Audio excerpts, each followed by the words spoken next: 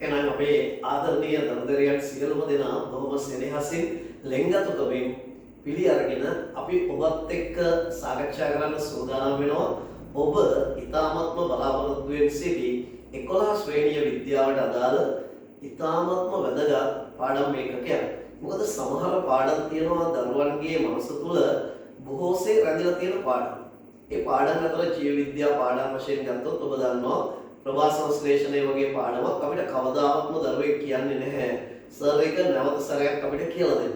ඒ පාඩම අසීරුයි.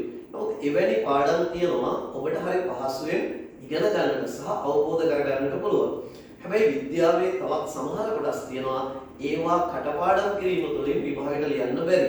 ඒවා තුළ තියෙන විෂය කරුණු වෙන විදිහකට කියනවා නම් ඒකේ තියෙන સિદ્ધාන්ත ඔබ නිසි පරිදි අවබෝධ කරගත්තේ නැත්නම් ඔබට විභාගෙදී මේක හරියටම ලියන්න බැරි වෙනවා. ඉතින් ගොඩක් කලාවට විද්‍යාව ඉගෙනීමේදී වැදගත් වෙන්නේ ඔබට මේ විෂය කරුණු හරියටම අවබෝධ කරලා දෙන එක. ඉතින් එහෙම නැතුව ගුරුවරයාගේ කාර්ය වන්නේ සිලබස් එක අවසන් කිරීම නම් අවසානයේට දරුවන් තුල කිසිම දෙයක් නැතිනම් ඒ උගන්වන දෙයින් ඇති වැඩක් නැහැ. නමුත් අපිත් එක්ක එකතු වෙච්ච දරුවන් හැම වෙලේම කියපු කතාවක් තමයි ඒ කියපු ටික අපිට හරියටම තේරුණා, අපේ නහරගත වුණා, ඒක යටි හිතනම දැනුණා. ඉතින් එහෙම වෙන්න උගන්වන්න පුළුවන් නම් අපිට ඉතාමත්ම පැහැදිලි මේ විද්‍යාවේ තියෙන හැම විෂය කොටසක්ම හරි සරල උදාහරණ වලින් ඔබට පැහැදිලි කළොත් ඔබ මේක හොඳින්ම අවබෝධ කරගන්නවා. ඒ අනුව අපේ දරුවෝ විද්‍යා විෂය තමන්ගේ ජීවිතයේ ආසම විෂයක් බවට පත් කරගෙන තියෙනවා. අපිට විවිධ අවස්ථාවල දරුවෝ කියන කතාවක් තමයි සර් පන්තියට එනකොට එපාම කරපු විෂයක්. හැබැයි මගේ ජීවිතේ ඉතාම කෙටි කාලයක් තුළ මගේ හොඳම ආසම විෂය බවට පත් වුණා. මොකද මේ විද්‍යාව තුළ තියෙන හරි වැදගත් වූ කරුණු අපේ ජීවිතයට වැදගත්. අපිට එදිනදා ජීවිතයේදී සමාජය තුළ ජීවත් වෙද්දී අපිට ගොඩක් වැදගත්. විභාග ප්‍රශ්න පත්‍රයකට අතර ගත්තාම මානසික සුවදායීතාවයෙන් ලියන්න පුළුවන් වෙනවා. ඉතින් ඒ නිසාමයි ඔබට මේ සුවිශේෂී ඉල්ලීම කරන්නේ ඔබ මේ කියන කරුණු හරියට අහගෙන හිටියොත් අවසානයේ දක්වා ඔබට පුළුවන් අද දවසේ කරන පාඩම් පිළිබඳ මනා අවබෝධයක් ගන්න. ඉතින් අපි බලාපොරොත්තු වෙන ඔබ අපෙන් ඉල්ලපු ඔබ බලාපොරොත්තු සිටි භෞතික විද්‍යාවේ එහෙම නැත්නම් ෆිසික්ස් යුනිට් එකක් හැටියට කතා කරන ගෘහ විද්‍යුත් පරිපථ පාඩම ඊටාම රසවත්ව හරි සුන්දර ලෙස ඔබේ මනස තුළට ඇතුළත් කරන්න. ඉතින් අපි සරලව මෙහෙම කියමු. ගෘහ විද්‍යුත් පරිපථයක් උදාහරණයකට නිවසක් තුළ තියෙන විදුලි පරිපථයක්. අයි මේකට කියනවා ඩොමෙස්ටික් සර්කිට් එකක් කියලා. එතකොට මේ විදුලි පරිපථයක් කියන්නේ මොකක්ද අත්තම? පරිපථයක් කියන්නේ විදුලිය ගමන් ගන්නා මාර්ගයක්. එතකොට නිවස තුල විදුලිය ගමන් ගන්නා මාර්ගයක් නිසා මේකට කියනවා මොකද? නිවසකට කියන්නේ ගෘහයක්. එනම් මේක ගෘහ විද්‍යුත් පරිපථයක්. එවැනි ගෘහ විද්‍යුත් පරිපථයක් ක්‍රියාත්මක වෙන්නේ කොහොමද? අන්න ඒ සඳහා අපි අතීතයේ සිට කතාවට පැහැදිලිව සවන් දෙමු. අපි මේකේ මූලාරම්භය සිදු වෙන්නේ කොහොමද කියලා අධ්‍යයනය කරමු. හැබැයි එතනදී අපිට හරිය සතුටට කාරණාවක් තියෙනවා. මොකද අපි දන්නවා සාමාන්‍යයෙන් අපේ හැඟීමක් තියෙනවා මෙන්න මෙහෙම. ඔබ හිතන්න ඔබ යන පාසල ගැන ඔබ කතා කරනකොට හරි ආඩම්බරයෙන් ඔබ කතා කරන්නේ අපේ පාසල නැත්නම් මගේ පාසල. සමහර විට ඔබ තවත් වෙලාවක ඔබ ඉගෙන ගන්නට යන උපකාරක පන්තිය පිළිබඳ කතා කරනකොට ඔබ කතා කරන්නේ අපේ පන්තිය නැත්නම් මගේ පන්තිය. ඊට අමතරව ඔබට උගන්වන ගුරුවරයා ගැන ඔබ කියනවා අපේ සයන්ස් සර්, අපේ මැත්ස් උගන්වන සර්, අපේ ගණිත ගුරුවරයා. එතන මේ වගේ අපිටම අයිතිවාසිකම් කියාගන්න තැන් ගොඩක් තියෙනවා. අපි දන්නවා විශ්වයේ තුල සූර්යාවන් අති විශාල ප්‍රමාණයක් තියෙනවා. හැබැයි අපේ සෞරග්‍රහ මණ්ඩලය, අපේ සූර්යයා, අපේ චන්ද්‍රයා, අපේ පෘථිවිය. ඇයි අපි එහෙම කතා කරන්නේ? අපේ පෘථිවිය කියන්නේ විශ්වයේ තුල තියෙන ග්‍රහ ලෝක එකක් විතරයි. හැබැයි අනිත් ග්‍රහ ලෝක වලට අපි අපේ කියන්නේ නැහැ. ඒතර අපි මේ ජීවිත කාලය තුල ලොකු හැඟීමකින් බදාගෙන ඉන්නවා මගේ අපේ කියලා දෙයක්. අන්න ඒ දේ පිළිබඳ කතා කරනකොට ලොකු සනීපයක් සැනසීමක් අපේ හිතට දැනෙනවා. මොකද ඔබ බලාපොරොත්තු වෙන්න ඔබට ඉතාම පැහැදිලිව ගෘහ විද්‍යුත් පරිපථ පාඩම හරිම ලස්සනට අපිට කියලා දෙන්නයි සූදානම් වෙන්නේ. මේ පාඩම ඉගෙන ගත්තට පස්සේ ඔබට දැනේවි ප්‍රශ්න පත්‍රයක් අතර ගත්තාම ඒ ප්‍රශ්න පත්‍රයේ කොච්චර ලේසිද.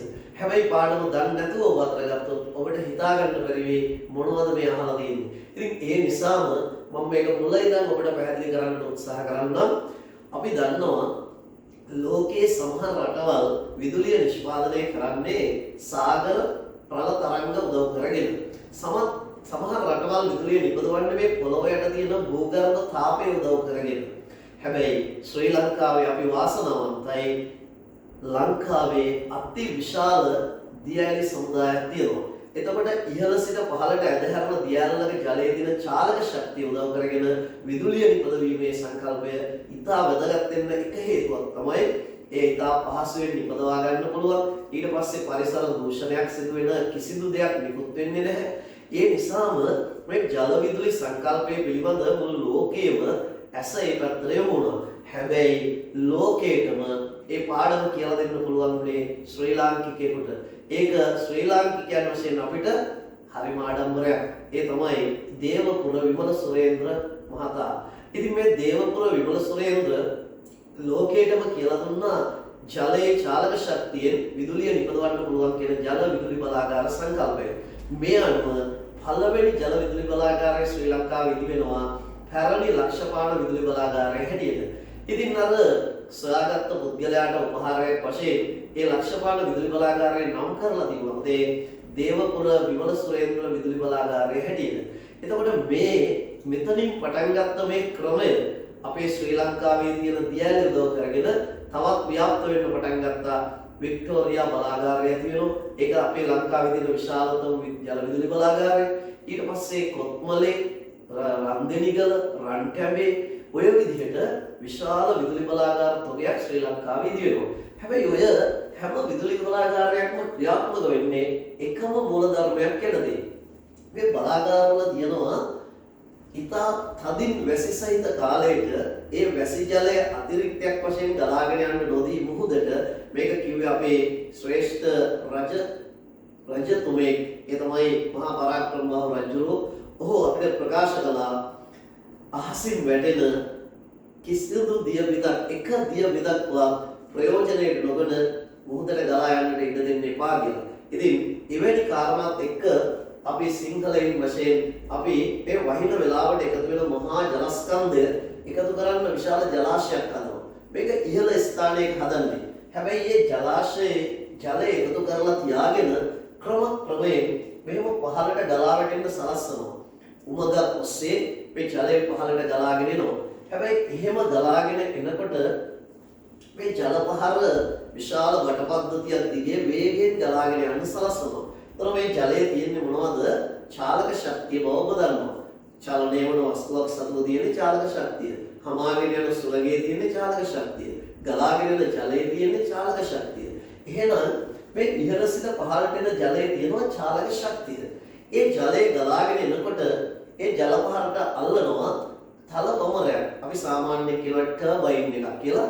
මේ තලබමර රාශියක් තියෙනවා. මේ ඔක්කොම කැරකෙන්න පටන් ගන්නවා. ජලයේ චාලක ශක්තිය උදව් කරගෙන මේ තලබමර වේගයෙන් කැරගෙනවා. එතකොට මේ තලබමරේ සිට විද්‍යුත් ජනකය, ඔබ කියන්නේ මේකට ජෙනරේටර් එකක් කියලා. මේ විද්‍යුත් ජනකයකට මේ තලබමරේ සම්බන්ධ කරලා දෙනවා මොකෙන්ද? බෙල්ට් එකකින්. මේවට අපි කියනවා සිංහලෙන් නොහිම් පටියක්. අසල වචනයක්. මොකද නොහිම් කියන්නේ? කෙලවරක් දකින්නට නැති පටියක්. අපි කොච්චර බැලුවත් ඔබ රබර් පටියක් අතර අරගෙන බලන්න ඔබට කෙලවර හොයන්න පුළුවන් කියලා ඔබ කොතරම් කැරකෙව්වත් කෙලවරක් නැහැ. ඒ වගේ පටියකට කියනවා නොහිම් පටියක්. එහෙම පටියක් දාලා මේ විද්‍යුත් ජනකය ක්‍රියාත්මක කරනවා. විද්‍යුත් ජනකයේ ජෙනරේටර් එකකින් නිපදවනවා මොකද්ද? විදුලියක්. ඒ විදුලිය බලාගාරය තුල තියෙන අධිකර පරිණාමකයක්. අපි සාමාන්‍යයෙන් ඔබ දන්නවා දැන් හරිය පුදුම දෙයක් නෙමේක. නේද? අපිට සමහර සිංහල වචන වලට වැඩිය අපිට තේරෙන්නේ ඉංග්‍රීසි වචන. ඒ වුණාට කතා කරන්න බැරිම ඉංග්‍රීසි. ඉතින් මොන හේතුවක්ද මන්දා ඉංග්‍රීසි වචන පුංචි කාලේ ඉඳලා අපේ ශබ්දකෝෂයට ඇතුළු වුණා සිංහල වචන වලට වැඩිය සමහර වචන. එකක් තමයි ට්‍රාන්ස්ෆෝමර් එක. ඔබ ට්‍රාන්ස්ෆෝමර් කියන වචනේ ඉගෙන ගත්තා පස්සේ තමයි පරිණාමක කියන වචනේ ඉගෙන ගන්න. එතකොට මේ විදුලි බලාගාරයකින් නිපදවන විදුලිය පොතේ අධිකර පරිණාමකයකට දීලා මේක ඉතා විශාල විභවාන්තරයකට පත් කරනවා. සාමාන්‍යයෙන් කිලෝ වෝල්ට් 132ක් 220ක් විතර ප්‍රමාණයකට මේක වැඩි කරනවා. මේ අධිකර පරිණාමක ඔස්සේ කිලෝ වෝල්ට් 132ක් කිලෝ වෝල්ට්. ඔබ දන්නවා වෝල්ට් වලින්ම ඉන්නේ විභව අන්තරය. අපි කියන්නේ වෝල්ටේජ් එක. ඊට අමතරව තවත් වැඩි කරන්න පුළුවන් 220ක් විතර වෙනකන් කිලෝ වෝල්ට්. දැන් හිතන්න මෙච්චර ලොකු ප්‍රමාණයක් ඔබ පුතේ වෝල්ට් වලින් කිව්වොත් 1000ක් වැඩි කරන්න ඕන. එතකොට කිලෝ වෝල්ට් 132 කියන්නේ වෝල්ට් 1,32,000. 220 කියන්නේ වෝල්ට් 2,20,000. ඔබට මේක වඩාත් පැහැදිලි කරන්න පුළුවන් නිවසකට එන්නේ 230යි. ඒ 230 විදුලිය වැදුනහම තමයි හදිස්සියට ඔය තෙත අත්වලින් එහෙම ප්ලග් කරන්න ගිහිල්ලා වැදුනහම තමයි අපි බල්ටි දෙකක් ගහලා වීදි වෙන්නේ. එච්චර 230 ප්‍රබල නම් මේක කොච්චර ලොකු විදුලියක්ද කියලා ඔබට දැන් හිතා ගන්න පුළුවන්. එතකොට ඇයි මෙච්චර ලොකු විදුලියක් නිපදවන්නේ? බලාගාරවල ඉන්න අයට පිස්සුද? නෑ. මේක ඉතා විශාල දුරකට බෙදා හරින්න ඕන. දැන් ඔබ දන්නවා විදුලි බලාගාරයේ තියෙන දන අල්ලපු ගෙදෙට්ට විතරක් නෙමෙයි විදුලිය දෙන්න ඕන. කිලෝමීටර් ගාණක් ඈතට ගෙනියන්න ඕන. මේ ගෙනියන්න ඕන මොකද්ද? කම්බි නැත්නම් රැහන් තුලින්. මේ රැහන් ඔස්සේ විදුලිය ගලාගෙන යනකොට විදුලිය කියන්නේ ශක්තියක්. මේ ශක්තිය ක්‍රමක්‍රමයෙන් හීන වෙන්න පටන් ගන්නවා. එතකොට මේ වෝල්ටීයතාවය අඩු වීමකට ලක් වෙනවා. අන්න ඒක වළක්ව ගන්න තමයි වැඩි දුරකට බෙදා හැරීම සඳහා මේ වගේ අධික වෝල්ටීයතාවයකට පත් කිරීම කරනවා. දැන් මේ සියලු කාර්යයන් කළේ දැන් කොහෙද? විදුලි බලාගාරයක් ඇතුළේදී. එතනින් පස්සේ මේක බෙදා හැරීම ආරම්භ කරනවා. අපි දන්නවා හරිය පහසුවෙන් ඕනෑම දුෂ්කර ස්ථානයක හෙලක් වැනි ස්ථානයක වුණා කණු හිටවලා ඒ ඔස්සේ රැහන් ඔස්සේ තමයි බෙදා හැරීම සිදු කරන්නේ. ඔය බෙදා හැරීම සිදු කරනකොට කොහොම ගමන් කරන අතරේ තියෙනවා මේ උප විදුලි පොළව. මොනවද? මිනි පවර් ස්ටේෂන්. ඒ කියන්නේ විදුලි බලාගාරවල උප විදුලි පොළව. අන්න ඒවැය තියෙනවා මේ වැඩි කරපු විදුලිය නැවතත් අඩු කරන්න පුළුවන් අවකර පරිණාමක. අපි ඒවට කියනවා ස්ටෙප් ඩවුන් ට්‍රාන්ස්ෆෝමර් කියලා. මේවට කියනවා ස්ටෙප් අප් ට්‍රාන්ස්ෆෝමර් කියලා. එතකොට අන්නේ අවකර පරිණාමක වලින් අර ඉතා වැඩි කරපු විදුලිය අවශ්‍ය බෙදා හැරීමට ආසන්න කිට්ටුවකට එනකොට මේක නැවතත් අඩු කරනවා. කොච්චරකටද? සාමාන්‍යයෙන් කිලෝ වෝල්ට් 33කට විතර අවකර පරිණාමකයක් දා මේ විදුලිය දැන් අඩු කරමුකෝ. දැන් ගෙවල් වලට බෙදා හරින්න දැන් ටික ටික ලෑස්ති කරනවා. ඊට පස්සේ කිලෝ වෝල්ට් කිලෝ k අකුර සිම්පල් වෙන්න ඕන. ඊට පස්සේ කිලෝ වෝල්ට් 11ට මෙන්න මේ වගේ ප්‍රමාණයකට අඩු කිරීමක් කරනවා.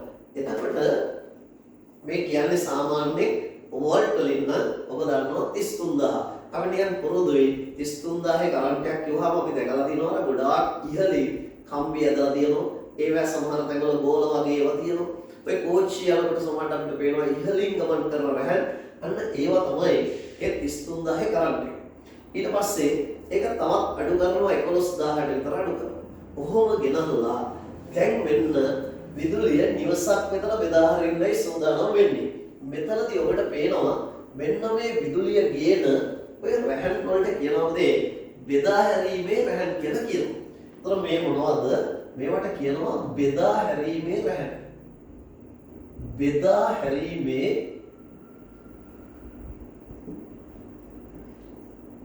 රැහන්.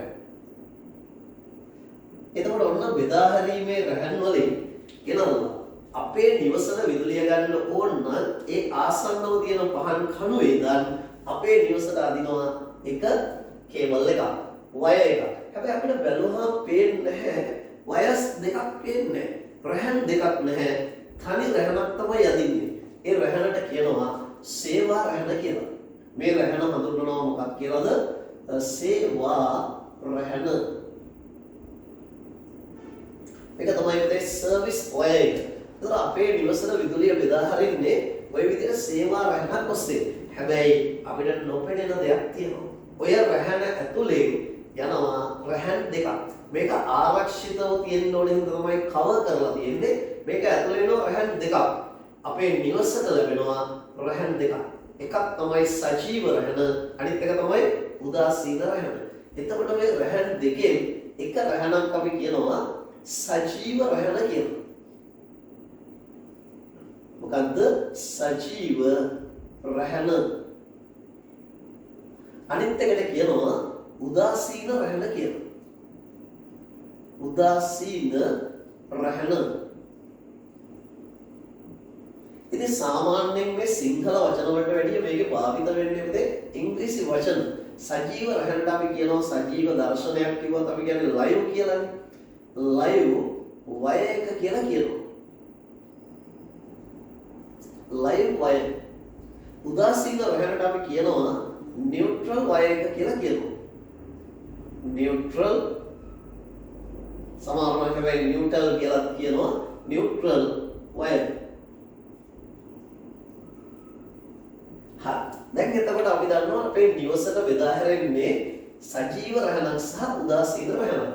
උදේ ඔය දෙකෙන් විදුලිය එන්නේ ලයිව් වයක දිගේ සජීව රැහන. අපි මෙතන සිට මේක සංකේතවත් කරන්නේ මොන අකුරෙන්ද?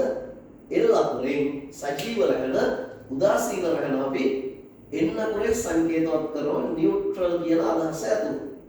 ඔන්න ඔය විදිහට නිවසට විදුලිය බෙදා හැරීම සිදු කරනවා සජීව රැහන සහ උදාසීන රැහන මගින්.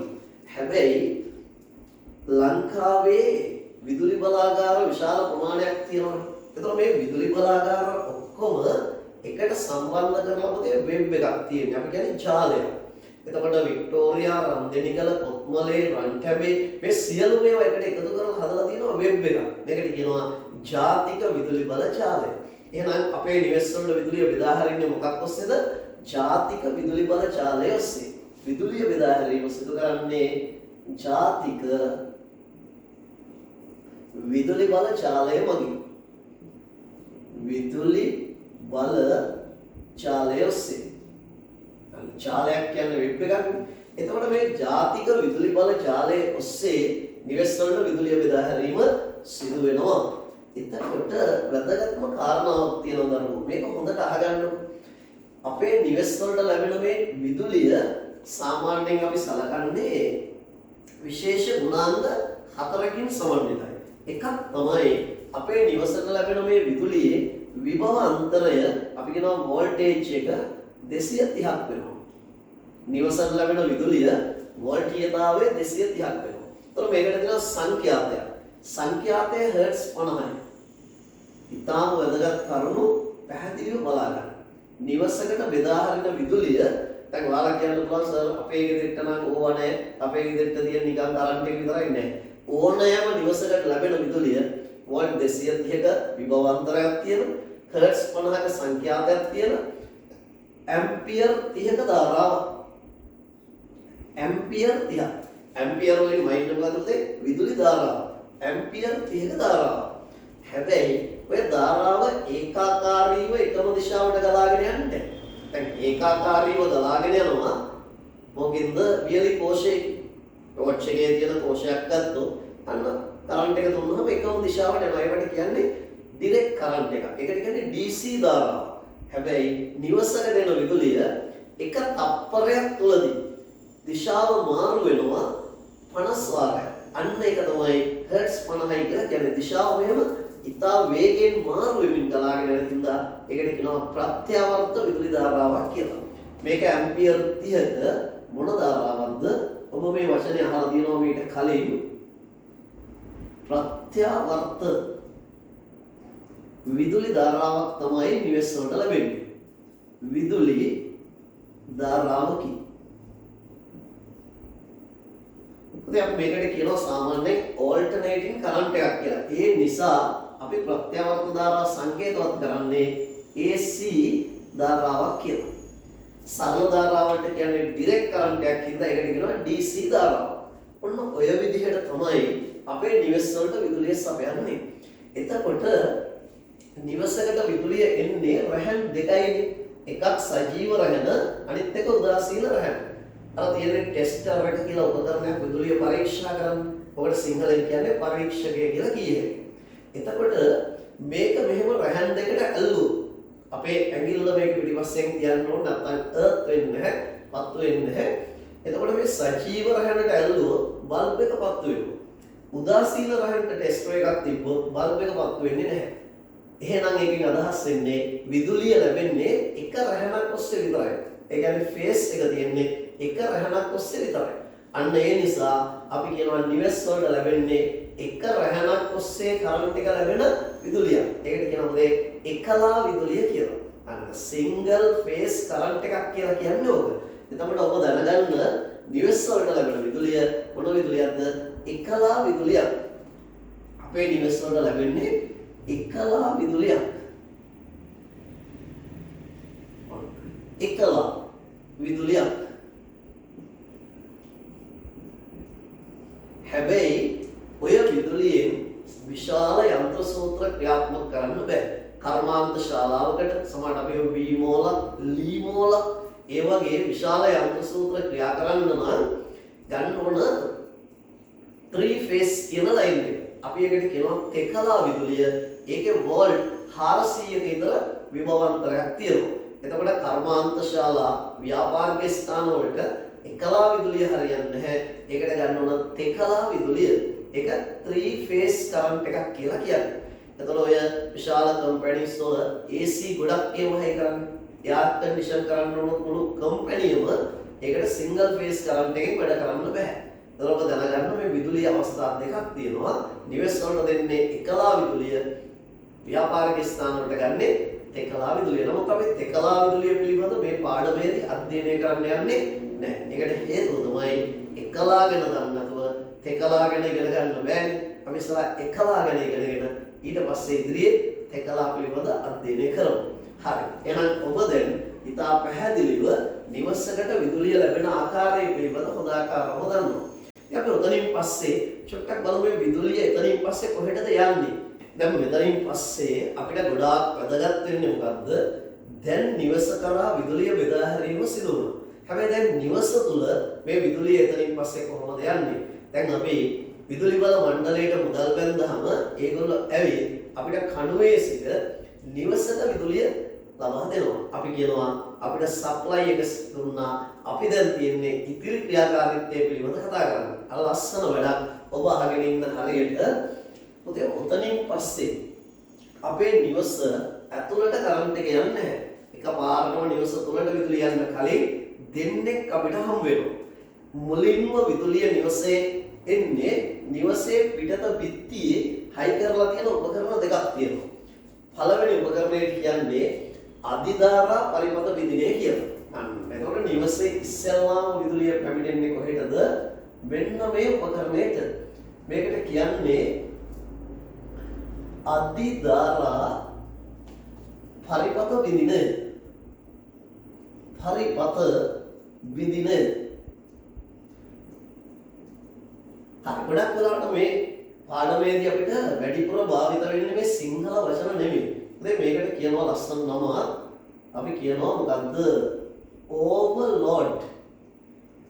overload circuit.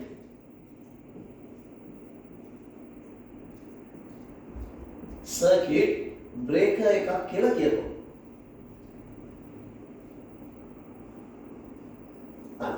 අපි කියනවා නිවසේ ඉස්සෙල්ලාම විදුලිය එන්නේ කොහෙද? overload circuit breaker එකට. overload circuit breaker කියන්නේ අධිධාරා පරිපත විදිනේට. දැන් ඔබට හිතෙයි සර් මීටරේ නෙමෙයිද? නැහැ. මීටරේට එන්නේ දෙවනුව. ඊට කලින් මෙන්න මේකට එනවා. ඔබ ගොඩක් වැදගත්. ඔයාලා පොඩ්ඩක් නිවසේ මීටරේ ආසන්නවම නිරීක්ෂණය කරන්න ස්විච් එකක් වගේ එකක් on off කරන්න පුළුවන් එකක් තියෙනවා. ඒක අල්ලලා off කරන්න යන්න එපා. මොකද ඔබත් ඔබ off කරලා බයයි අන්තිමට නිවසේම විදුලිය නැතිව යනවා. ඒ නිසා ඕක ගොඩක් වැදගත් හේතුවක් තියෙනවා. අපේ නිවසකට එන විදුලිය බැරි වෙලා හරි ඇම්පියර් 30යිනේ ගාන ඇම්පියර් 40ක් දක්වා මේක ඔරොත්තු දෙනවා. මොකද නිවසට එන විදුලිය ආවොත් බැරි වීමකින් මොකක් හරි හේතුවකින් ඇම්පියර් 40කට වැඩි විදුලි ධාරාවක් ආවොත් මේ අධිධාරා පරිපත විදුලියේ ස්විච් එක ස්වයංක්‍රීයව ඔෆ් වෙනවා. විසන්ධි වෙනවා. එතනින් පස්සේ නිවසට කිසිදු ආකාරයකින් විදුලිය ලැබෙන්නේ නැහැ. ඒතකොට මේක ගොඩක් වැදගත්. මොකද මීට වැඩිය ලොකු කරන්ට් එකක් ගියොත් විදුලි උපකරණ වලට සහ ඒව භාවිත කරන පුද්ගලයන්ට අනතුරක් සිද්ධ වෙන්නට පුළුවන්. ඒ හින්දා තමයි මෙයා එතනින් විදුලිය කට් කරලා විසන්ධි කරලා දානවා. ඔබ කියයි එතකොට සර් අපි ඊළඟට මොකද කරන්න ඕන? අපිට තියෙන්නේ ඒ ස්විච් එක උඩට ඔස්සන්න විතරයි. එතකොට නැවතත් නිවසට විදුලිය එනවා. අර ලොකු විදුලියක් ආවොත් මේක විසන්ධි වෙනවා. ඔන්න අධිධාරා පරිපථ විදිනේ. දැන් වචනයෙන්ම කියන්නේ අධිධාරා කියන්නේ ලොකු ධාරාවක් ආවොත් පරිපථයේ විදිනවා. විසන්ධි වෙනවා. බ්‍රේක් වෙනවා. ඒ කියන්නේ කඩලා දානවා. මොකද උතනින් පස්සේ අපේ නිවස තුළට විදුලිය තාම ඇතුළු වෙන්න බෑ. අධිධාරා පරිපථ විදිරෙන් පස්සේ එන්නේ මොකේද? විදුලි මීටරයට එනවා. මේකට කියන්නේ දෙවනි උපකරණය විදුලි මීටරය. අපි සාමාන්‍යයෙන් කියනවා විදුලි කියන්නේ ඔබ දන්නවා ඉලෙක්ට්‍රික් මීටර් එකට මීටර්මයි කියන්නේ. මේකට කියන්නේ විදුලි මීටරය. ඉලෙක්ට්‍රික් මීටර් සාමාන්‍යයෙන් ගොඩක් අය අපිට කියනවා දැන් මණුව කියලා කියනවා. මේ මීටරේ හඳුන්වනවා මොකක් කියලාද? මණුව. ඒ නිසා ඔය මීටරේ පරීක්ෂා කරලා අපිට ලයිට් බිල දෙන්න එන පුද්ගලයාට අපි කියනවා මොන කියවන්නද? මණු කියවන්න කියලා කියනවා. අන්න මණු කියවන්න. මරු කියවන්න නෙවෙයි මණු කියවන්න කියලා කියනවා. හරි. දැන් ඊටාම වැදගත් උපකරණයක් තමයි ඕක. මොකද ඕකෙන් තමයි නිවස තුල පරිභෝජනය කරන විදුලි ඒකක ප්‍රමාණය යුනිට්ස් ප්‍රමාණය නිවැරදිව ගනිමු. ඒතර මම මොකුත් මේකට කියන්න කලින් ඔබට කියන්න විදුලි මීටරය කරන එකම කාර්යය මොකක්ද? නිවසේ පරිභෝජනය කරන විදුලි ඒකක ප්‍රමාණය නිවැරදිව ගැනීම තමයි කාර්යය. ඉතින් අපිට පොඩි වචනයක් ගවනේ විදුලි ඒකක ප්‍රමාණය. අන්න දැන් අපිට පොඩි වචනයක් කියනවා. මොකද්ද මේ විදුලි ඒකක කියලා කියන්නේ? විදුලි ඒකක නැත්නම් ඒකකයක් කියන්නේ මොකක්ද? මෙන්න මේක හරිම වැදගත්. ඔතේ ඕක ගොඩාක් අය සමහර විට මේක ඉච්චර දන්නේ නැහැ. ඉතාලම වැදගත් දෙයක් තියෙනවා බලා ගන්න. මේ මීටරේ තියෙනවනේ ඉලක්කම් වගේ. අපි නිකන් හිතමු මෙහෙම ඉලක්කම් ටිකක් තියෙනවා. 5යි 7යි 3යි 0යි 2යි අවසාන ඉලක්කම ඔබ දන්නවා තියෙන්නේ මොන පාටින්ද? රතු පාටට හුරු පසුබිමක තියෙන්නේ. මොකද අපි විදුලිය පරිභෝජනය කරනකොට මේ අග ඉලක්කම තමයි වේගෙන් ඉහළට මෙහෙම යන්නේ. ඔබට තියෙන්නේ මෙන්න මේ අවසානයේට තියෙන අංක 3. මොන අංක 3ද? අවසානයේට තියෙන අංක 3. හරියටම ලියාගෙන ඊළඟ මාසේ වෙනකොට තියෙන අංකය ලියන් ඒ දෙක අඩු කරුවොත් ඔබේ නිවසේ මාසයකට පරිභෝජනය කරපු විදුලි එක ගණන ගන්න. මේ මාසේ විදුලි බිල දෙනකොට තියෙන අවසන් අංක 3 අපි හිතමු 361. ඊළඟ මාසේ වෙනකොට තියෙනවා 726. එහෙනම් 726න් 361ක් අඩු කළොත් නිවසේ පරිභෝජනය කරපු විදුලි ඒකක ප්‍රමාණය හරියටම හෙයියයි. ඒ අනුව පළවෙනි ඒකක 90ට රුපියල් 22 ගන්න 90ට වැඩි වුණොත් 35 ගන්න අන්න එහෙම වැඩි කරලා විදුලි බිල ගණනය කරගන්න පුළුවන්. ඒතර ඒක සරල දෙයක්. එහෙනම් දැන් අපිට ප්‍රශ්නයක් තියෙනවානේ. දැන් විදුලි ඒකකයකට අපිට කියනවා අපි උදාහරණයකට හිතමුකෝ මෙහෙම. විදුලි ඒකකයක් සඳහා අය කරනවා කියනවා රුපියල් 22ක්. දැන් අපිට ප්‍රශ්නයක් තියෙනවානේ රුපියල් 22 කොච්චර ප්‍රමාණයක් කරන්ට් එක පාවිච්චි කළොත් ඔය ගාන ගන්න. ඒක කොච්චරක් අපිට පුළුවන් ද 22න් පාවිච්චි කරන්න. ඔබට සරලව කියන්න. අපි හිතමු ගෙදර තියෙනවා ගිල්ලුම් තාපකයක්. මොකද හීටර් එකක් තියෙනවා. වොට් කීයකද? වොට් 1000ක්. මොන මම නිකන් උදාහරණයකට ගත්තා. නිවසේ තියෙනවා ගොඩක් හීටර්ස් තියෙන්නේ වොට් 500 තියෙනවා 1000 තියෙනවා 1500 ගොඩක් පාවිච්චි කරන්නේ වොට් 1000 හීටර් එකක්. ඔන්න ජවය වොට් 1000ක් තියෙනවා.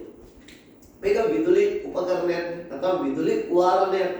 මේ වොට් 1000ක හීටර් එක ඔබ ප්ලග් එකට ගහලා ස්විච් එක ඔන් කරලා අකණ්ඩව තිබ්බොත් පැයක්. ඔන්න හිතාගන්න. හීටර් එකක් කවුරුත් පැයක් ගහන්නේ නැහැ නේද? වතුරයකට දාලා විනාඩි 5ක් යනකොට වතුර සෙල්සියස් අංශක 100ට රත් වෙලා අපි හීටර් එක ඕෆ් කරනවා. විනාඩි 5ක් විතර මේ ගහලා තියෙනවා.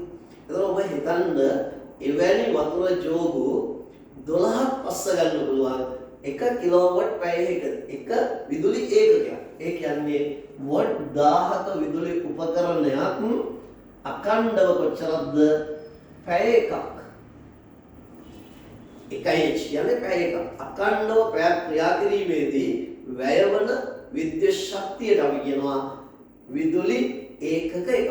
අපි ඕක හදන ලස්සන ක්‍රමයකට. මේ වොට් 1000යි කියන්නේ කිලෝවොට් එකයි අපිට. මීටර් 1000ක් කියන්නේ කිලෝමීටර් එකයි. ග්‍රෑම් 1000ක් කියන්නේ කිලෝග්‍රෑම් එකයි නේ. එහෙනම් වොට් 1000ක් කියන්නේ කිලෝ කියන්නේ සිම්පල් K කිලෝවොට්. ඔන්න වොට් 1000 කිලෝවොට්. පැයක්නේ. එතකොට H. මොකද මේක සංකේතවත් කරන්නේ කොහොමද?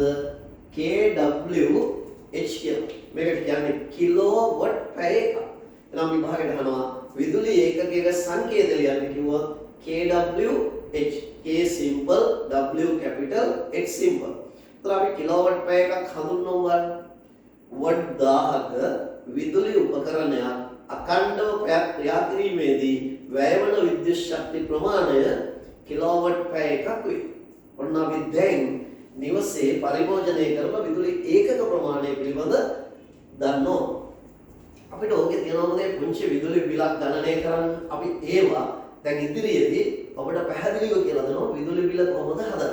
දැන් ගොඩක් අය විදුලි බිල පිළිබඳ ප්‍රශ්න තියෙනවා. සමහර විට මේ ගෙදර කෙනා එහා ගෙදර කෙනා එක සාකච්ඡා කරනවා බලන්නකොනේ අපිට ඇවිල්ලා තියෙන කරන්ට් එක පුදුම කරන්ට් එකක්. මෙහෙම අපි පාවිච්චි කරෙත් නෑ දාලා දෙන්න ටීවී එකයි ෆ්‍රිජ් එකයි වොෂින් මැෂින් එක.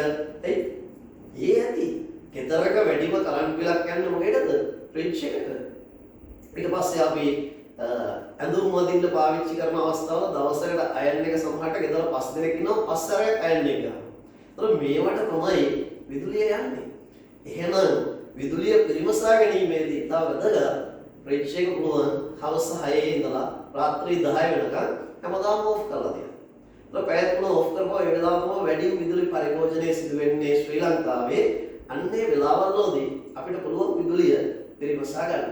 නිවසක තියෙන CFL ලයිට් වෙනුවට LED පාවිච්චි කළොත් තවත් විදුලි බිල ගොඩාක් අඩු කරගන්න පුළුවන්. ඉතින් මේ වගේ සංකල්ප අපි පාවිච්චි කරනවා මේ විදුලිය සම්බන්ධ කතාන්දරය ඇතුළේ. හරි.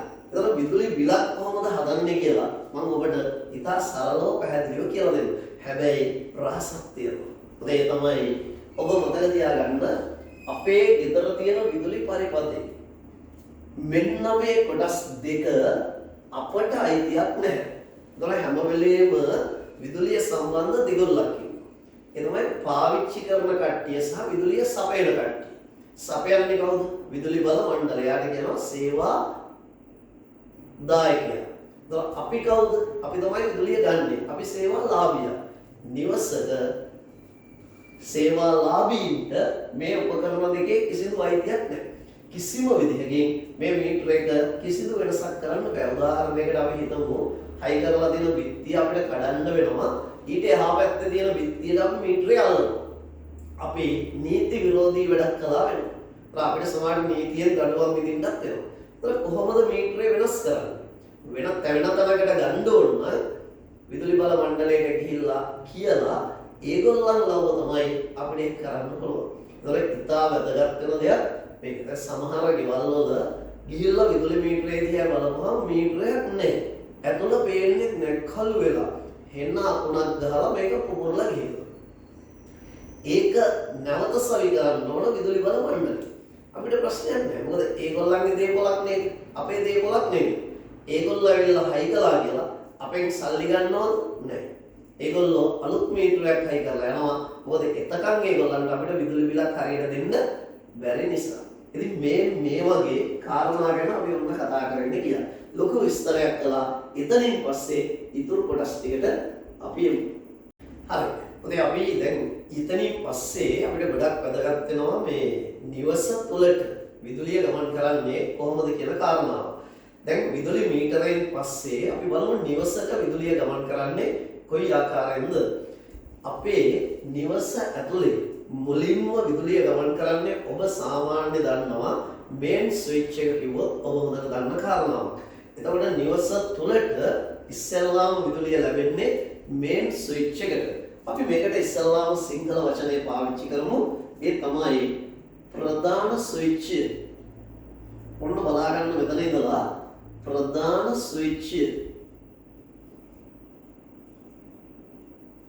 ස්විච් අපි සාමාන්‍යයෙන් කියනවා මොකක් කියලාද මේන් ස්විච්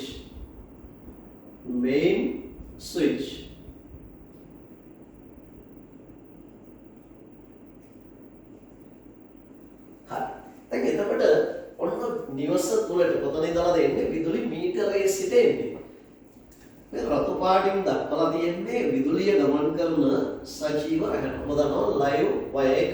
දැන් නිල් පාටින් දක්වලා තියෙන්නේ උදාසීන රැහන නියුට්‍රල් වයර් එක. දැන් බලන්න මේ විදුලිය එන්නේ කොතෙන්ද ප්‍රධාන ස්විච් එක.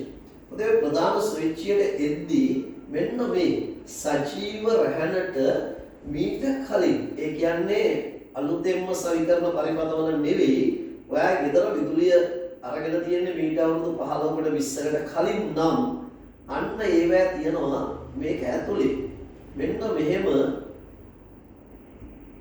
පුංචි විලායකයක්. අපි විලායකයකට කියන්නේ ෆියුස් එකක් කියලා. එතකොට මේ සජීව රැහනට සම්බන්ධ කරලා තියෙනවා විලායකයක්.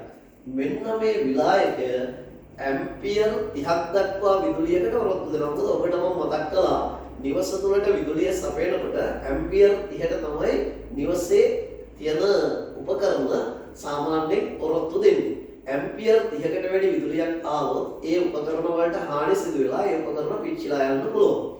ඒ නිසා මෙයා ආරක්ෂාවක් දෙනවා මෙතන ඇම්පියර් 30ක් දක්වා.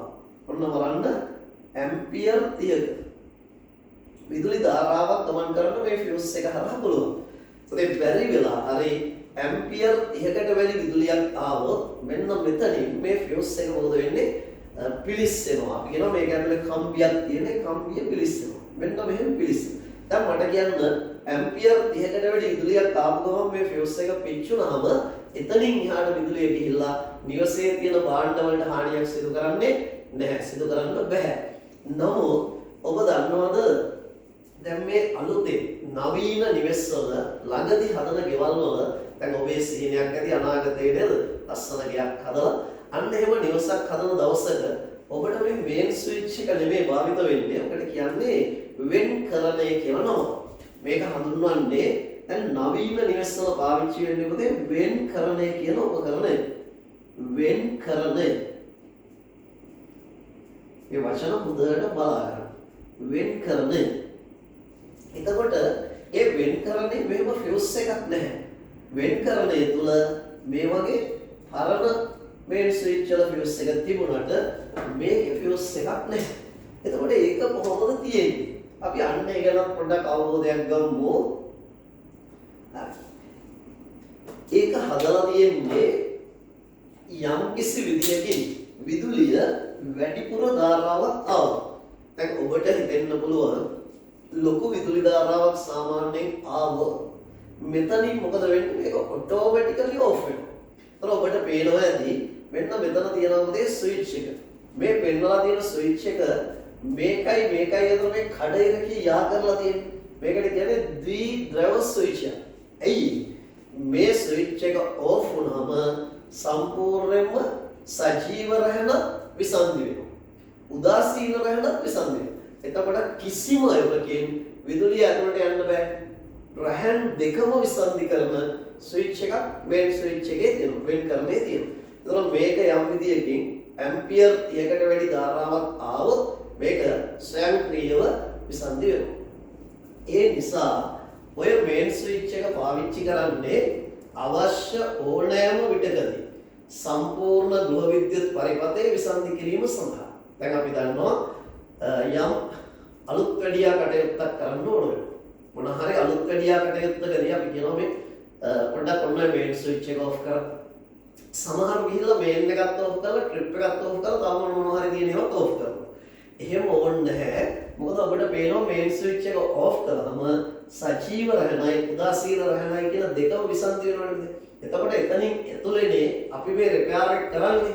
එතකොට අපිට කිසිම ආකාරයකින් කරන්ට් එක වදින්න පුළුවන්කම නැහැ. හැබැයි ස්විච් එකක් ඔෆ් කළොත් මතක තියාගන්න ස්විච් එකක් ඔෆ් කළොත් සජීව රැහන පමණයි ඔෆ් වෙන්නේ. එතකොට මේ සජීව රැහන විතරයි විසන්ධි වෙන්නේ.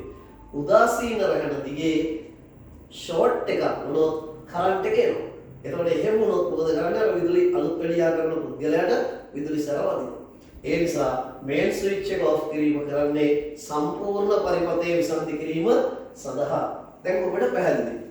එතනින් පස්සේ මේ සජීව රහන සහ උදාසීන රහන අපි අනුපිළිවෙලට බලමු. Live and neutral. උදේ ඊළඟට කොහෙටද යන්නේ? ප්‍රධාන ස්විච් එකෙන් පස්සේ ඊළඟට විදුලිය සපයන උපකරණයට කියන්නේ පැන්නුම් ස්විච්ය කියලා. මේක හඳුන්වන්නේ පැන්නුම් ස්විච්.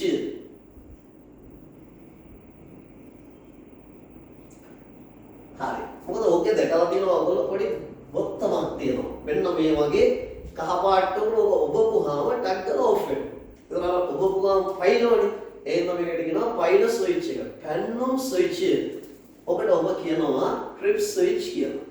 අන්න මේක සාමාන්‍යයෙන් අපි හඳුන්වන්නේ මොකක් කියලාද? ට්‍රිප්. අර ඉස්කෝලේ යාළුවොත් එක අප්පුඩි ගහ යන එක නෙමෙයි. Trip switch.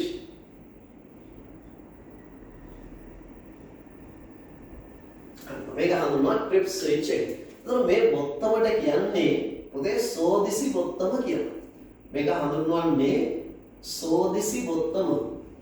මොන බලා ගන්න මේ වචන හරි වැදගත්. සෝදිසි බොත්තම.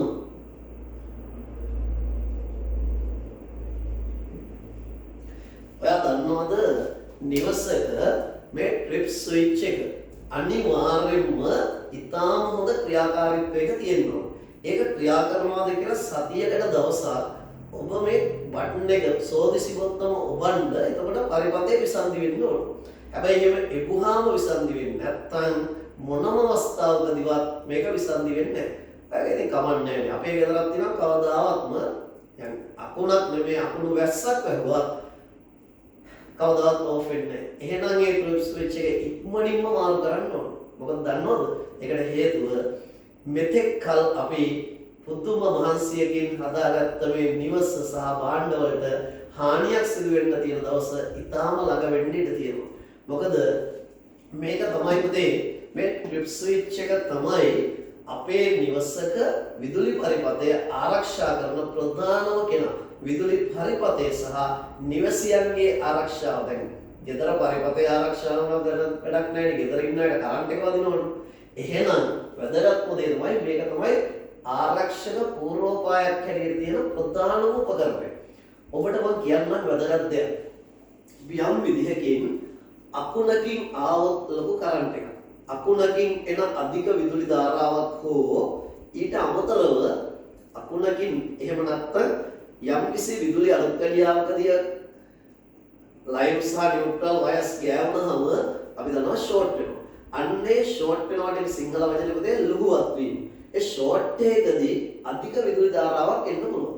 අන්න එහෙම විදුලි ධාරාවක් ආවොත් අනිවාර්යෙන්ම මේ ස්විච් එක මොකද වෙන්න ඕන? ඔෆ් වෙන්න ඕන. අකුණු ගහනකොට ඔෆ් වෙනවා. යම් විදියකින් ෂෝට් එකක් වුණොත් ටක් ගාලා ඔෆ් වෙනවා. දැන් ඔබ දන්නවා ඒ විදියට ලොකු විදුලියක් එනකොට මේක ඔෆ් නොවුනොත් මොකද වෙන්නේ? ඕක ඔෆ් නොවුනොත් ඒ විදුලි පරිපථයේ දිගේ ගමන් කරන විශාල විදුලියක් යන හින්දා රැහන් අධික ලෙස රත් වෙනවා. ඒ රත් වීමට ඔරොත්තු දිය හැකි උපරිම ප්‍රමාණයක් තියෙනවා. අන්නේ ප්‍රමාණය ඉක්මවා ගිය ගමන් ගිනි ගන්නවා. එතකොට මේක නිසා සමහර විට දැවැන්ත හානියක් නිවසම අලුගඩක් බවට පත් වෙලා යන්න ඉඩකඩ තියෙනවා. එහෙනම් ට්‍රිප් ස්විච් එක ස්ථීරවම වැඩ කිරීම අත්‍යවශ්‍ය කාරණාවක්. දැන් මේක අපි හොඳටම දන්නවා. හරි. එතකොට බලන්න පැන්නුම් ස්විච් එකෙන් කරන ප්‍රධානම කාර්යය මොකද්ද? මේකෙන් කරන ප්‍රධානම කාර්යය තමයි අධික විදුලි ධාරාවක් පැමිණි විට පරිපථයේ ස්වයංක්‍රීයව විසන්ධි කිරීම. මේ විභාගය කරන පැන්නුම් ස්විච් එකෙන් කරන කාර්යය. අධික විදුලි ධාරාවක් පැමිණි විට පරිපථයේ ස්වයංක්‍රීයව විසන්ධි කිරීම. ඒ ඇත්තම දේ නම් මේ වෙනුවට දැන් නවීන පරිපථවල භාවිත වෙන උපකරණය ඕක නෙමෙයි අපි කියන්නේ. මේකට කියන්නේ මෙන්න මේ වචනය.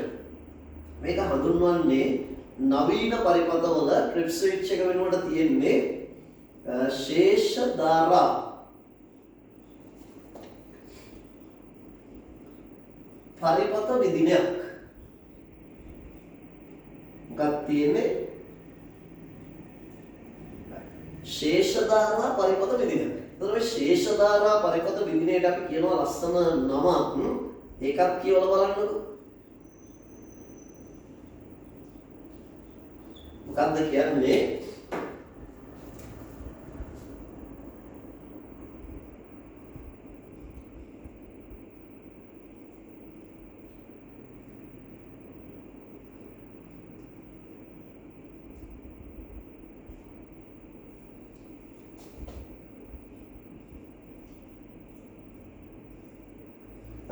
අපි මේක හඳුන්වනවා residual current circuit breaker එකක් හැටියට.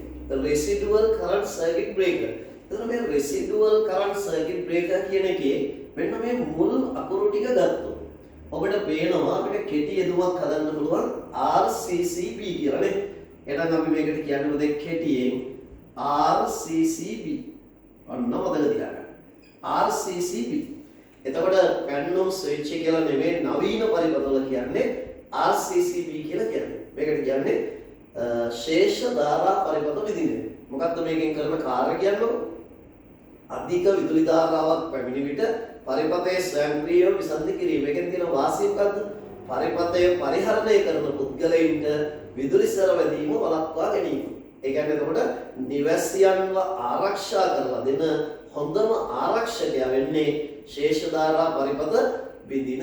ඉතාම වැදගත් කාරණාවක් ගැන ඔබට දැන් මම පැහැදිලි කළේ.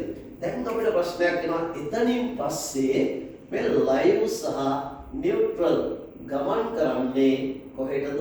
මොකද ඒක තමයි වැදගත්ම පණිවිඩය. මේක ගමන් කරන්නේ කොහෙටද කියලා අපි ඊළඟට බලමු.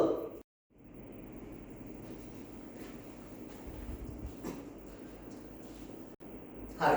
දැන් පුතේ ඔයාලා දැන් හොඳ පැහැදිලිව පහන් කණුවේ ඉඳලා නිවස තුළට විදුලිය එන මාර්ගය පිළිබඳ අවබෝධයක් ගත්තා. ඔබට මතකයි සේවා රැගෙන ඔස්සේ නිවසට විදුලිය සපයනවා. එතනින් පස්සේ විදුලිය කෙලින්ම එන්නේ නිවසේ පිටත බිත්තිය සවි කරලා තියෙන අධිධාරා පරිපත විදිනේ. ඒක ඇම්පියර් 40කට වඩා විදුලි ධාරාවක් ආවොත් ස්වයංක්‍රීය විසන්ධි වෙනවා. ඊට පස්සේ දෙවනියට විදුලිය යන්නේ විදුලි මීටරයකට. ඒකෙන් නිවස තුළ පරිභෝජනය කරන විදුලි ඒකක ප්‍රමාණය නිවැරදිවම අයිනවා. ඔන්න දැන් තමයි නිවස තුළට විදුලිය යන්නේ තුන්වෙනියට ප්‍රධාන ස්විච් අපි දැන් කියන එකට වෙන් කරන්නේ. මේකෙන් කරන ප්‍රධාන කාර්යය වුණා අවශ්‍ය ඕනෑම විටකදී විදුලි සැපයීම සම්පූර්ණයෙන්ම විසන්ධි කිරීමට හැකියවීම.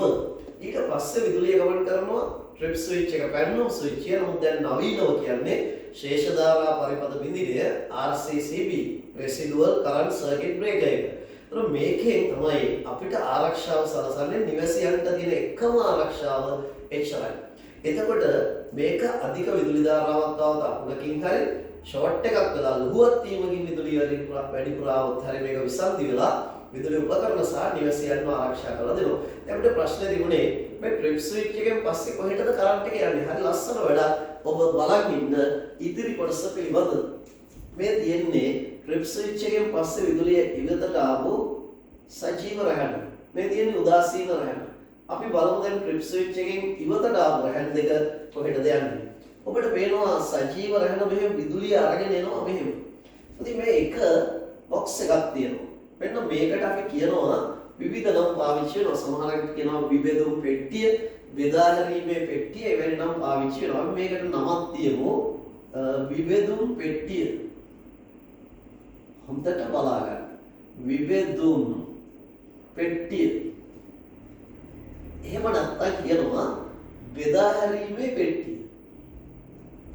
බෙදා හැරීමේ පෙට්ටිය. distribution box එක. distribute කරනවා කියන්නේ බෙදා හැරීමක් සිදු වෙන. ඒතර මේ බෙදා හැරීමට අපිට දෙනවා විදුලිය බෙදා හැරීම. ඒතර කොහෙට හරි බෙදා හැරීම අපි බලමු. හරි ලස්සන වැඩක්. මේ සජීව රැහැන මේ විබෙදුම් පෙට්ටිය. පුතේ ගොඩක් අය කියනවා මේ fuse box එක විවිධ නම් කියනවා. මේ බෙදා හැරීමේ පෙට්ටියට ආවහම ඒක තුල තියෙනවා මෙන්න මෙහෙම විශේෂ කොටස් දෙකක්. මේකට කියන්නේ නියදඬු කියලා කියන්නේ. මෙන්න මේ කොටස අපි හඳුන්වන්නේ මොකක් කියලාද? මේ දෙකම අපි හඳුන්වන්නේ නියදඬු. මොන පැහැදිලිව තේරුම් ගන්න මොනවද නියදඬු? මොකද මේවා හදලා තියෙන්නේ තඹ වලින්. අපි තඹ වලට කියන්නේ මොනවද? කොපර්. තනිකර තඹ පටියක්. අන්නේ තඹ පටියට තමයි විදුලිය සැපෙන්නේ. එතනින් සම්බන්ධ කරලා තිනවා මේ වගේ පුංචි කොටස් වර්ගයක්. ඉස්සර ගෙවල් වල තිබුණේ ෆියුස් විලායක. නමුත් දැන් ගොඩක් නවීන ඒවා තියෙන්නේ ස්විච් එකක් ඔන් ඔෆ් වෙන ඒකට කියන්නේ MCB. ගොඩක් වැදගත් මේක හඳුන්වන්නේ MCB. අපි මේකට සිංහලෙන් කියනවා සිඟිති පරිපත විදින කියලා. ඔන්න වචන ලස්සන වචනයක්. සිඟිති පරිපත විදින.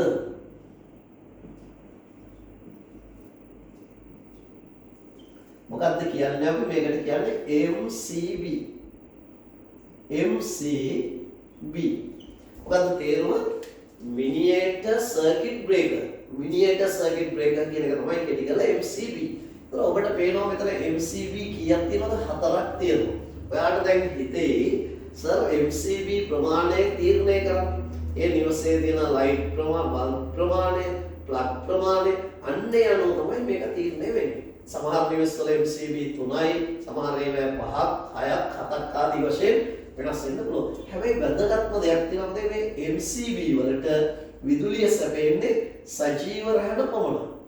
ඔබට පේනවාදී MCB වලට විදුලිය දීලා තියෙන්නේ සජීව රැහැට. ඒක MCB 4ක් තියෙන හින්දා අපි මේක සංකේත කරගන්නවා මේක සජීව රැහැන 1 L1. එතකොට මේක සජීව රැහැන live 2.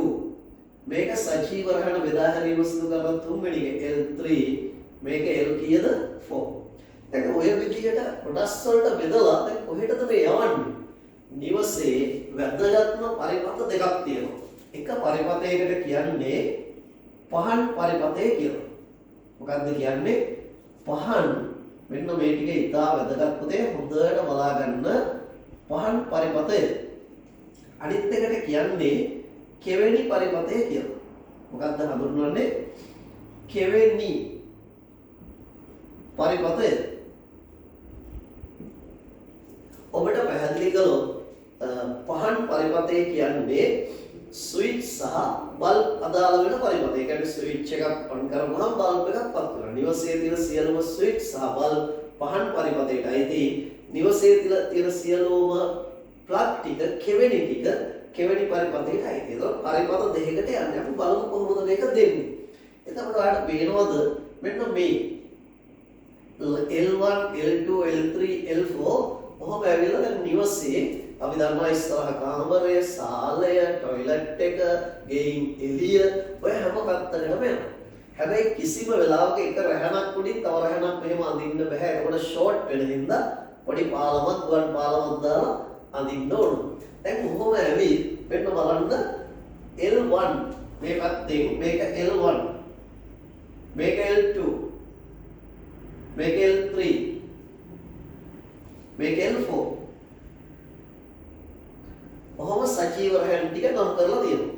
එතකොට මේ නියුට්‍රල් එක එනවා මෙතෙන්. එතනින් බෙදාම නියුට්‍රල් එක කිසි වෙලාවක MCB එකට යන්නේ නැහැ. ඒකෙන් දෙන්නේ මොකද කෙලින්ම බල්බ් එක.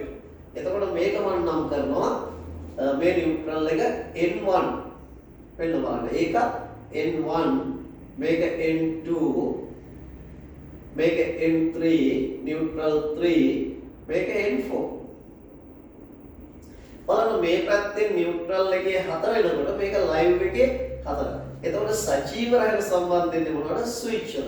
අපි ඉතින් ස්විච් වලට අකුරක් ගත්තොත් එහෙනම් මම මේකට කිය හැකි පළවෙනි ස්විච් S1 මේක දෙවෙනි ස්විච් S2 මේක තුන්වෙනි ස්විච් S3 මේක හතරවෙනි ස්විච් S4. ඔබට පැහැදිලිද දැන් මම පළවෙනි ස්විච් එක ඔන් කරපු ගමන් මේකෙන් නියුට්‍රල් එක ඇවිත් මේ බල්බ් එක වත් වෙනවා.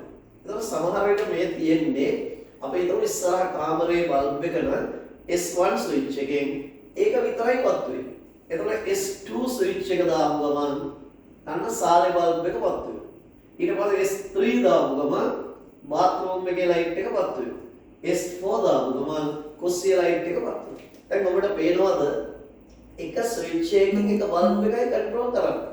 ඒ නිසා මේ සම්බන්ධ කරලා තියෙන පිළිවෙලට කියනවාද ශ්‍රේණිගත සම්බන්ධය. නිවසක සියලුම බල්බ සහ ස්විච් සම්බන්ධ කරලා තියෙන්නේ මොන සම්බන්ධයෙන්ද? ශ්‍රේණිගත සම්බන්ධය ඔස්සේ. ඒ නිසා අපිට එක ස්විච් එකකින් එක බල්බ් එකක් ක්‍රියා කරන්න පුළුවන්. එහෙම නැතුව සමාන්තරගතව සම්බන්ධ කරලා තිබ්බනම් කවුරුයි টয়ලට් එකේ ලයිට් එක දානකොට ගේ තියෙන ලයිට් ටික ඔක්කොම වැඩි. අවුල් නේද? ඒ නිසා නිවසක බල්බ සහ ස්විච් සම්බන්ධ කරලා තියෙන්නේ පහන් පරිපථය තුල මොනවා හැටියටද? සමාන්තරගත සම්බන්ධයක් හැටියට. හරි. දැන් ඔබ දන්නවා පහන් පරිපථයට සම්බන්ධ වෙන්නේ මේ ටික විතරයි. එතකොට පහන් පරිපථයට දාන මෙන්න මේ MCB තියෙන්නේ. ඔතේ MCB සාමාන්‍යයෙන් ගන්නකොට ඔකේ තියෙන්නේ 6 ඇම්පියර්, ඒ කියන්නේ ඇම්පියර් 6. මේකට ගන්න ඕන ඇම්පියර් 6 MCB. මෙයා විභාගයේදී අහනවා මොන පරිපථයටද? පහන් පරිපථයට අවශ්‍ය වෙන්නේ ඇම්පියර් 6 MCB. හැබැයි කෙවෙනි පරිපථයට ඒව දාන්නොත් පිච්චිලා යනවා. ඒකට අවශ්‍ය වෙනවා 13 ඇම්පියර් MCB. අන්න ප්ලග් වලට දානකොට 13 ඇම්පියර් MCB පාවිච්චි කරන්න ඕන. මෙන්න මේ අවස්ථා දෙක ඉතාම පැහැදිලිව මතක තියාගන්න. 6 ඇම්පියර් MCB දාන්න ඕන පහන් පරිපථයට, කෙවෙනි පරිපථයට 13 ඇම්පියර් MCB දාන්න ඕන. හැබැයි ඉස්සර මේ MCB තිබුණේ නැහැ. ඕකට තිබුණේ මොනවද? ෆියුස් තිබුණේ. අපි කියන්නේ විලායක. ඉස්සර තිබුණේ දැන් පරණ ගෙවල් වල තාමත් තියෙනවා. විලායක. මේකට කියන්නේ ෆියුස්. FUSC. හැබැයි ඒ කාලේ පහන් පරිපථ වලට දාලා තිබුණේ ෆියුස් එකක්නේ. ඒ ෆියුස් එක මොනවද බලන්න. මේ ෆියුස් එක ඇම්පියර් 6 නෙමෙයි තිබුණේ. 5 ඇම්පියර් තිබුණේ. අන්න ෆියුස් දාලා තිබුණේ ඇම්පියර් 5. ඇම්පියර් 5 ෆියුස් එක වෙනුවට අලුත් වෙනකොට ඇම්පියර් 6 MCB දැම්මා. එතකොට කෙවෙනි පරිපථ වලට ඉස්සර දාලා තිබුණ ෆියුස් එක ඇම්පියර් 15. 15 ඇම්පියර් තමයි තිබුණේ. එතකොට මේ 15 ඇම්පියර් එක වෙනුවට MCB එක අලුත් වුණා 13 ඇම්පියර් බවට පත් වුණා. ඔන්න ඔය විදිහේ සුවිශේෂී කාර්යභාරයක් මේකෙදි සිද්ධ වෙනවා. දැන් ඔබ පැහැදිලිව නිවස තුල විදුලිය ගමන් කරන පියවර අතේ ඇඟිලි වලින් කියන්න පුළුවන්. අධිධාරා පරිපථ බිඳිනේ, ඊට පස්සේ කොතෙන්ද දෙන්නේ? විදුලි මීටරය, එතනින් පස්සේ වෙන් කරලේ ප්‍රධාන ස්විච් එක වැඩි දැන් හොඳ නම් වෙන් කරන්නේ. ඊට පස්සේ ශේෂ ධාරා පරිපථ බිඳිනේ කියන්නේ ට්‍රිප් ස්විච් එක. ඊට පස්සේ බෙදා හැරීමේ පෙට්ටිය කිව්වත් හරි, විබෙදු පෙට්ටිය කිව්වත් හරි 5යි 6 වෙනියට එන්නේ උදේ ඊළඟට එන්නේ ස්විච් එකට. ස්විච් එක 7 වෙනියට එන්නේ බල්බ් එකට. ඒ කියන්නේ 7 වෙනියට බල්බ් එක පත් වෙනවා. ඔන්න අපි පැහැදිලිව ඔබට ඉදිරිපත් කළා හරිම ලස්සනට ගෘහ විද්‍යුත් පරිපථයක් ඇතුලේ විදුලිය ගමන් කරන්නේ කොහොමද කියන කාරණාව. එතකොට අපිට ඔතනින් පස්සේ තියෙනවා ඉතාමත් වැදගත් ටික. මොනවද? පහන් පරිපථයක් කොහොමද අපි අඳින්නේ? කෙවෙනි පරිපථයක් අඳින්නේ. ඒකට කියනවා වලය පරිපථය කියලා. ඉදිරියේදී අපි බලාපොරොත්තු වෙනවා ඔබට අන්න ඒ පිළිබඳ ලස්සන තොරතුරු ටිකක් තවත් වීඩියෝ එකකින් ඉදිරිපත් කරන්න. ඒ ඔස්සේ නිවසක විදුලි පරිපථයේ තියෙන සුවිශේෂීතා කීපයක් එක්ක අපි ඊළඟ වීඩියෝ එකේදී ඔබ මුණ ගැහෙනවා. අපි බලාපොරොත්තු වෙන්න.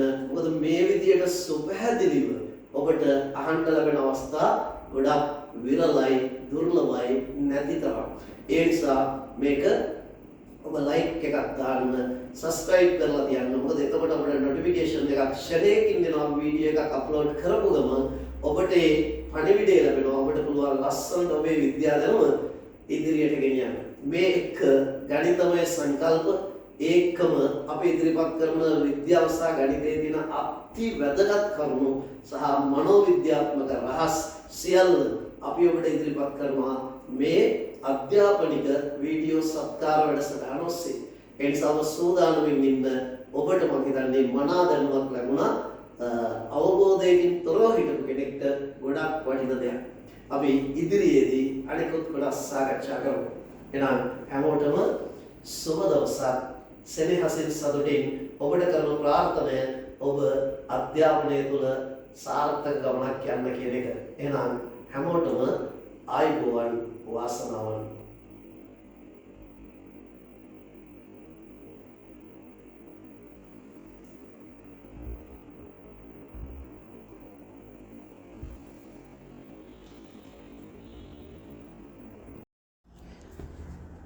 දශක 3කට ආසන්න කාලයක් ගම්පහ පුරවරයේ ගණිතය සහ විද්‍යා විෂයන් තුළින් සිසු හදවත් තුළ නොමැකෙන මතක සටහන් ලැබූ ගණිත විද්‍යාවේ මහා ඇදුරුන් රොෂාන් එස් කුමාර ආරම්භ කරන හිරු සඳුයට විද්‍යාත්මක චින්තනයෙන් සිදු කරන මහා බුද්ධි කලම්බණය 2021 නව අධ්‍යයන වසන්තයට 6 ශ්‍රේණියේ සිට 11 ශ්‍රේණිය දක්වා සිසුන් ලියාපදිංචි වීමට 2021 නිව්ලෙස් සඳහන් කර 9 ශ්‍රේණිය සමගින් 0.70 දුරකථන අංකයට WhatsApp පණිවිඩයක් ලබා දෙන්න.